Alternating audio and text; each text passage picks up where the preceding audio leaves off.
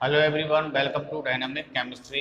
आज अपन पढ़ेंगे केमिकल काइनेटिक्स का लेक्चर नंबर 7। तो अपन ने जीरो ऑर्डर काइनेटिक्स पढ़ी, उसका समाकलित वेग समीकरण निकाला और वो निकल के आया था k बराबर x अपॉन टी। आज अपन पढ़ेंगे प्रथम कोटि की अभिक्रिया का समाकलित वेग समीकरण। तो हमारा टॉपिक है प्रथम कोटि की अभिक्रिया।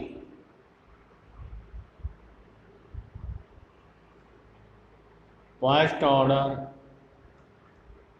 रिएक्शन। हमने क्या पढ़ा था? जब समता पदों की घातों का योग क्या हो 0 तो शून्य कोटि की अभिक्रिया, 1 हो तो क्या हो प्रथम कोटि की अभिक्रिया, 2 हो तो द्वितीय कोटि की अभिक्रिया, 3 हो तो क्या है तृतीय कोटि की अभिक्रिया। तो जैसे एक सामान्य अभिक्रिया है A गिव्स प्रोडक्ट, इसका मतलब A क्या बनाता है, P बनाता है, उत्पाद बनाता है। अब हमने देखा था कि T बराबर 0 समय पर जब रिएक्शन स्टार्ट नहीं होती है तो इसके कितने मोल होते हैं, 0 मोल। आगे बात सुन रहे हैं? इसका मतलब क्या है, अभिकारक क्या है, बना ही नहीं, क्योंकि इस रिएक्शन क्या नहीं हुई, स्टार्ट ही नहीं हुई। अब देखो इसके अपन प्रारंभ में मान लें कि A मोल ले लें, A मोल मान रहे हैं अभिकारक के, A मोल पार्टिसिपेट कर रहे हैं। अब प्रति लीटर की बात चल रही है, इसलिए क्या हो गई है, सांद्रता हो गई, इसलिए अपन बार बार लीटर नहीं बोलेंगे, वो ऑटोमेटिकली पर लीटर है, इसलिए क्या हो गई, वो सांद्रता हो गई। बोलो क्लियर है? अब T बराबर क्या हो गया बेटा, कोई समय है T, उस पर A के x मोल इसमें बदल जाते हैं, उत्पाद में बदल जाते हैं। तो अब अभिकार के कितने मोल बचे, A माइनस एक्स, क्या है x मोल प्रति लीटर, यहां पर क्या है A मोल प्रति लीटर। ठीक है साहब। अब x मोल उत्पाद में बदल गए तो इसके कितने मोल बचे, A माइनस एक्स। अब देखो वेग नियम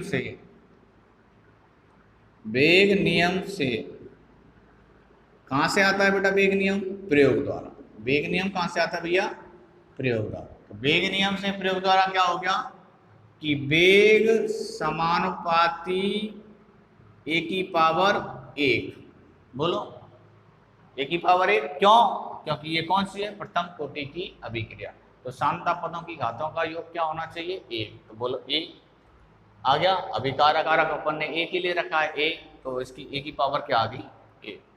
अगर इसकी अपन डेफिनेशन बोलना चाहें तो क्या होगी, वे रासायनिक अभिक्रियाएं जिनका वेग अभिकारक की सांद्रता के प्रथम घात के समानुपाती होता है, कैसी अभिक्रिया कहलाती हैं, प्रथम कोटि की अभिक्रिया कहलाती है। बोलो बेटा क्लियर है यहां तक? अब देखो वेग बराबर समानुपाती के साइन को उठाने के लिए क्या लगा देंगे अपन, के, और ए की पावर 1। अब 1 को लिखो चाहे मत लिखो, कोई दिक्कत नहीं है उससे, ठीक है। अब वेग की जगह क्या लिखूंगा मैं, dx बाई dt बराबर के। अब इस a की जगह क्या लिख सकता हूं मैं, a की कितनी मात्रा बची है, a माइनस एक्स, तो क्या लिख दूंगा इसकी जगह a माइनस एक्स, इसकी जगह 1 लिखने की कोई जरूरत नहीं। अब देखो dx बाई, अब ये a माइनस एक्स इधर गया तो क्या आया, a माइनस एक्स नीचे आ गया, बराबर क्या है k dt। इसका अपन ने समाकलन करा, समाकलन में के क्या है, कांस्टेंट, इसलिए के क्या लिख लेगा बाहर, तो क्या होगा dx by A minus x बराबर के बाहर निकल आया, इंटीग्रेशन dt। बोलो क्लियर है? अब यह हकीकत में क्या है, 1 अपॉन ए माइनस एक्स और dx, ऐसी तो है। तो इसका जब इंटीग्रेशन करेंगे तो क्या हो जाएगा, इसका minus ln a minus x बराबर क्या हो गया, के तो कांस्टेंट है ये dt का क्या होगा t प्लस c कौन है, समाकलन स्थिरांक, c यहाँ कौन है, समाकलन स्थिरांक। ठीक है साहब। अब जरा देखो अब देखो बेटा, क्या कंडीशन लगाते थे अपन, t बराबर 0 समय पर x बराबर क्या था 0, ये फिक्स है, हर एक में लगेगी। t बराबर 0 समय पर, t बराबर 0 समय था जब x क्या होता है, अभिकारक के मोल जो उत्पादन बदल गए, क्या थे 0 मोल। आगे बात समझ में, तो क्या लिख दूंगा मैं, x बराबर 0, तो क्या हो गया ln a माइनस एक्स की जगह क्या लिख दूंगा मैं 0 बराबर t की जगह क्या लिख दूंगा मैं 0 प्लस c, तो ये क्या हो गया, ये 0, तो ये क्या बच गया c बराबर माइनस ln a, ये आ गया c बराबर क्या आया भैया माइनस ln a। ठीक है साहब, अब जरा देखो समीकरण, इसको मान लू मैं 2 और इसको मैंने मान लिया 1। ठीक, अब आगे देखो,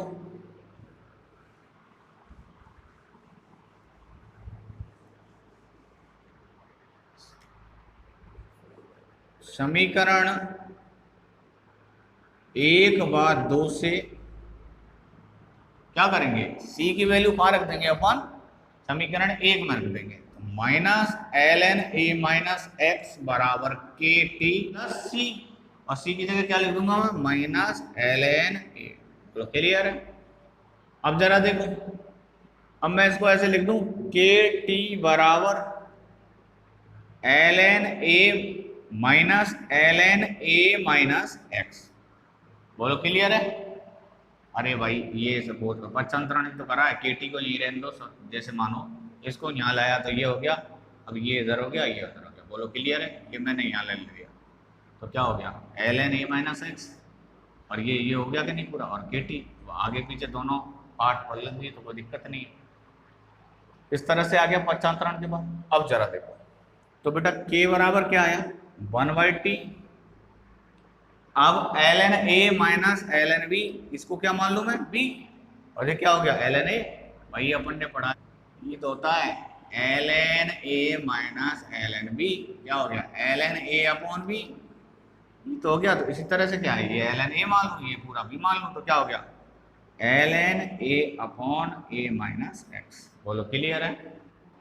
अभी ln को अपन लॉग में बदलना चाहें तो 2.303 से मल्टीप्लाई करना पड़ेगा, तो देखो k बराबर करना पड़ेगा 2.303, आगे बात सुनना, बटे t ये है, ये लॉग ऑफ 10 अपॉन सभी हो गया इसका 10 a upon a minus x.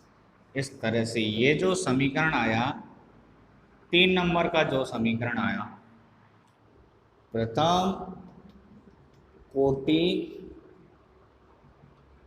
अभिक्रिया का समाकलित वेग समीकरण, प्रथम कोटि अभिक्रिया का समाकलित वेग समीकरण है कौन सा, समीकरण 3। बोलो क्लियर है। इस तरह से ये आना चाहिए। अब देखो ये पूरा प्रोसेस अपन को आना चाहिए, लेकिन उससे भी ज़्यादा इम्पोर्टेंट बात यह है कि ये अपन को डायरेक्ट याद होना चाहिए। कल आता है और फर्स्ट ऑर्डर रिएक्शन पर न्यूमेरिकल आता है, तो ये मान लो कि ये थोड़ी लिखा लोगे पूरा, अगर फर्स्ट ऑर्डर पर आ गया है ना, तो भाई ये थोड़ी लिखा लोगे पहले, फिर इसमें वैल्यू पुटअप करोगे, आगे बात सुन लो, इसीलिए ये डायरेक्ट याद होना। देखो एग्जाम्पल देखें, प्रथम कोटि अभिक्रिया के एग्जाम्पल, तो देखो बेटा NH4NO2, ये क्या बनाता है N2 plus twice H2, N2 plus twice H2। अब भाई देखो NH4NO2 क्या बनाया N2 प्लस ट्वाइस H2। देखो हाइड्रोजन कितने हो गए यहाँ 4, तो यहाँ कितने 4, ऑक्सीजन यहाँ कितने 2, तो यहाँ कितने 2, नाइट्रोजन कितने यहाँ 2, तो यहाँ 2। बोलो क्लियर है। इस तरह से बैलेंस हो गया रिएक्शन। अब चला देखो दूसरा एग्जांपल, देखो ये है रेडियम, रेडियम ने क्या बनाया रेडॉन प्लस 2He4।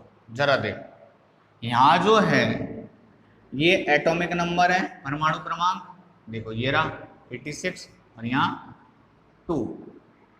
हीलियम का एटॉमिक नंबर क्या होता है 2, और इसका द्रव्यमान संख्या कितनी होती है 4। तो देखो ऊपर 4, ऊपर क्या है द्रव्यमान संख्या या एटॉमिक मास।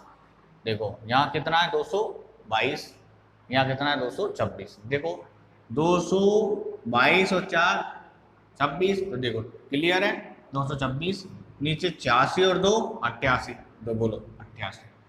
ऊपर का बराबर होना चाहिए ऊपर के, नीचे का बराबर होना चाहिए नीचे के, बोलो क्लियर है।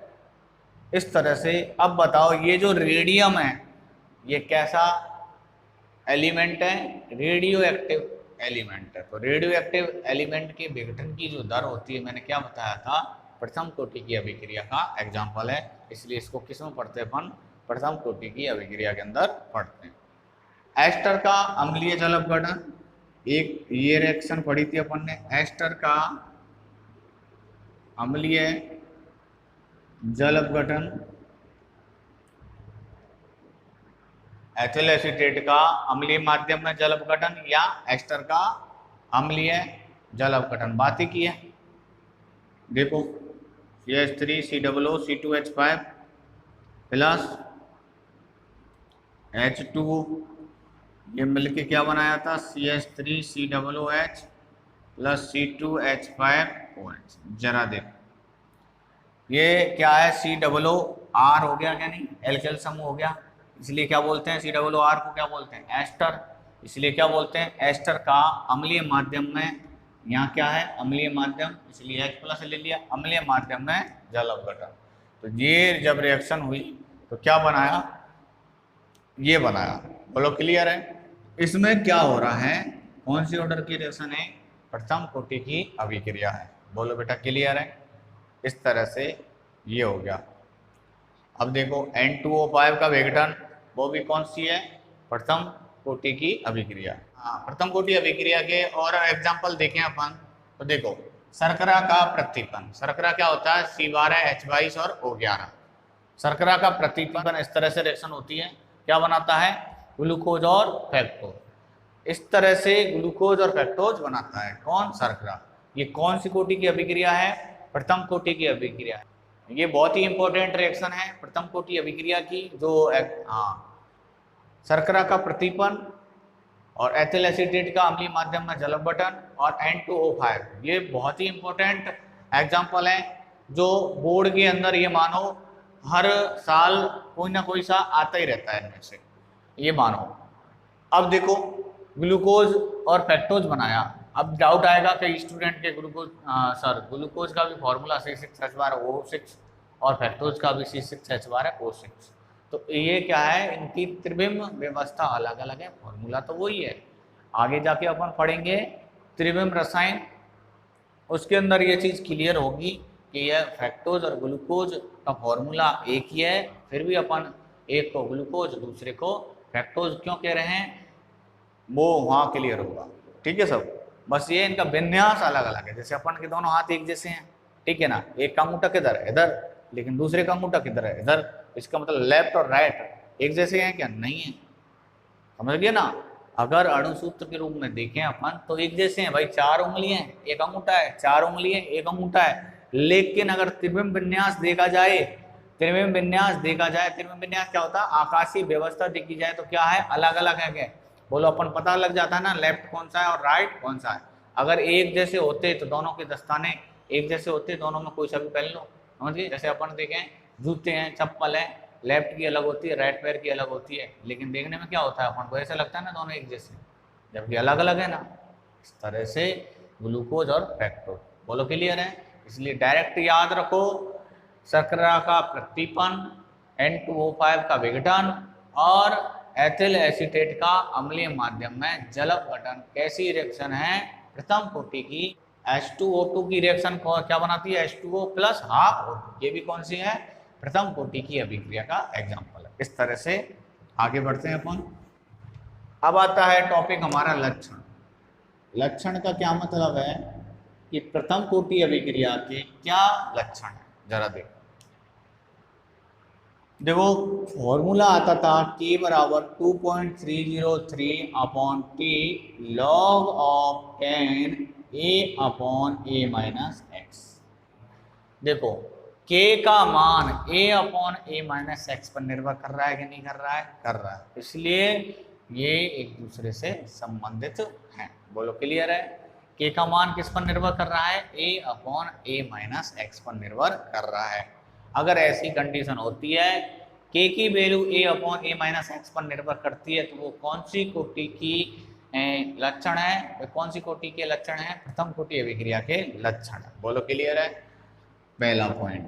दूसरा, अगर देखे जाए अपन मात्रक, ये वाली रिएक्शन है, अगर इसका अपन देखें, ये कांस्टेंट वैल्यू है, ठीक है सर। ये क्या है? Time log of time a upon a minus x. ए क्या है यहाँ? कंसंट्रेशन, और a माइनस एक्स भी क्या है? कंसंट्रेशन। इसका मतलब सांद्रता से तो सांद्रता कट गई। बोलो क्लियर है भाई? अगर मात्रक यहाँ से है, ये a की वैल्यू कुछ भी आई, लेकिन आएगी तो सांद्रता। a माइनस एक्स की वैल्यू कुछ भी आएगी तो सांद्रता। सांद्रता अपॉन सांद्रता क्या हो गई? कट गई। हाँ, सांद्रता अपॉन सांद्रता क्या हो गई? क्रॉस हो गई। इसलिए क्या बचा? सेकंड बचा यहाँ। और सेकंड नीचे से ऊपर जाएगा तो क्या आएगा? Second inverse. बोलो क्लियर है? इसका मतलब ये जो फॉर्मूला हमारा जो निकला है ये बिल्कुल सही है। किसकी दृष्टि से? मात्रक की दृष्टि से। और अपन ने mole per litre 1 minus n time inverse से जो फॉर्मूला निकाला था, उससे अपन ने फर्स्ट ऑर्डर रिएक्शन का जो मात्रक निकाला था वो क्या आया था? सेकंड इनवर्स, मिनट इनवर्स आया था। इसी तरह से कहने का मतलब ये क्या है? टाइम इनवर्स आया था, जो कि ये बिल्कुल बात सही है। ठीक है सर? हाँ जी, ऐसे भी कर सकते हैं अपन। देखो तो वेग बराबर क्या होता है? के ए की पावर 1।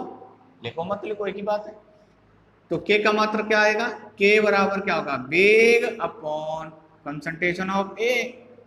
ठीक है सर? वेग क्या है? मोल प्रति लीटर प्रति सेकंड अपॉन ए क्या है? सांद्रता। सांद्रता का मात्रक क्या होता है? मोल प्रति लीटर। बोलो क्लियर है बेटा? इससे तो ये कट गया कि नहीं कट गया?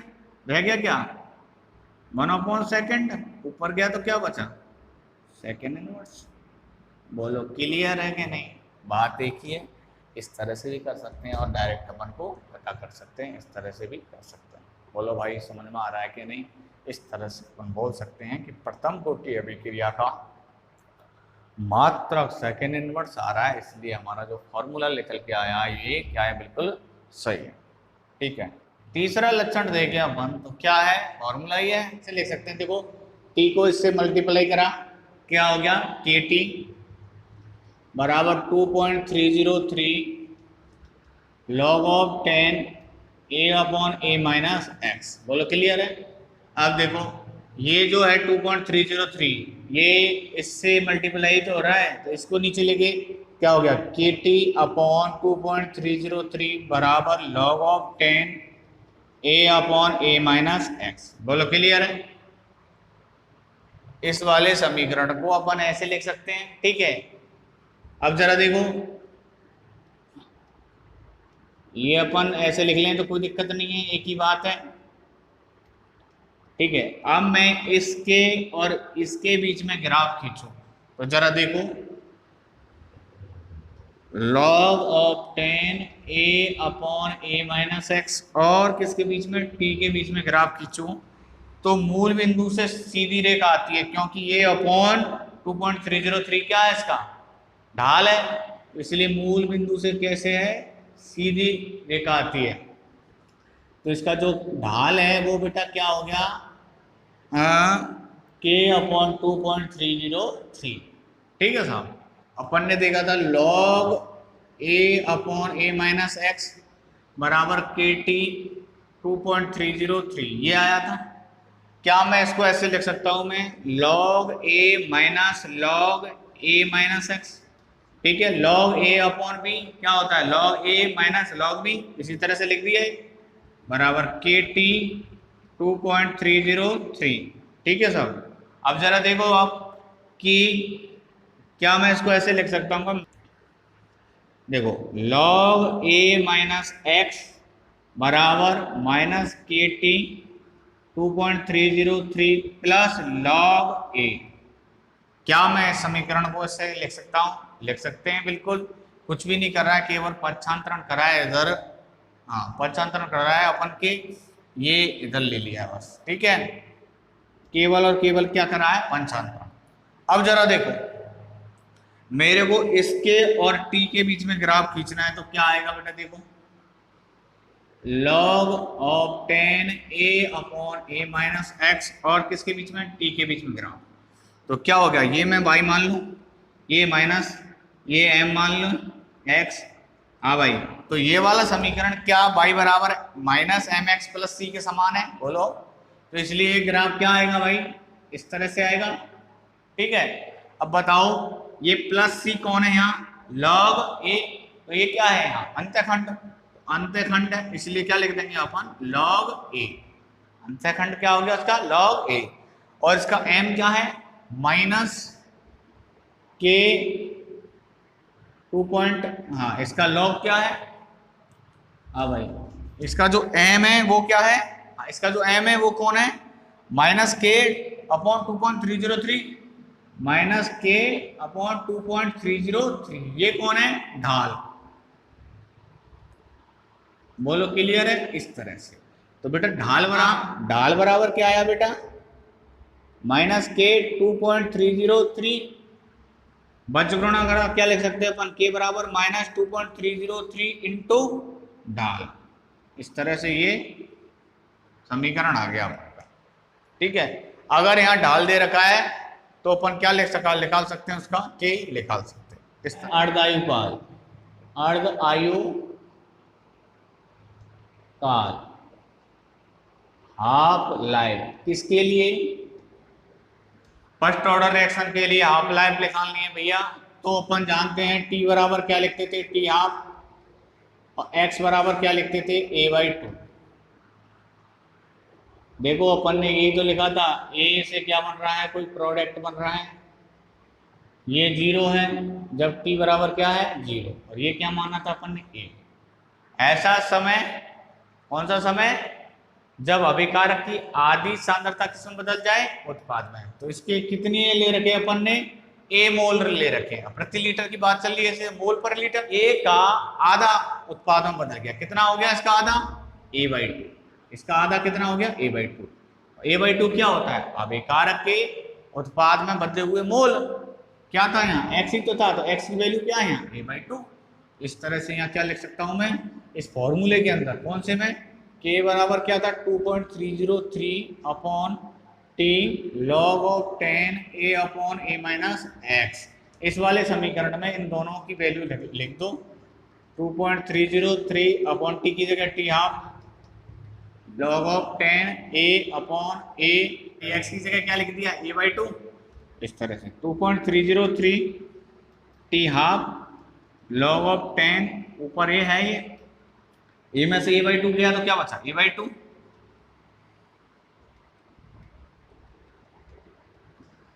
T half log of 10, a से ये कट गया, क्या बचा, log 2।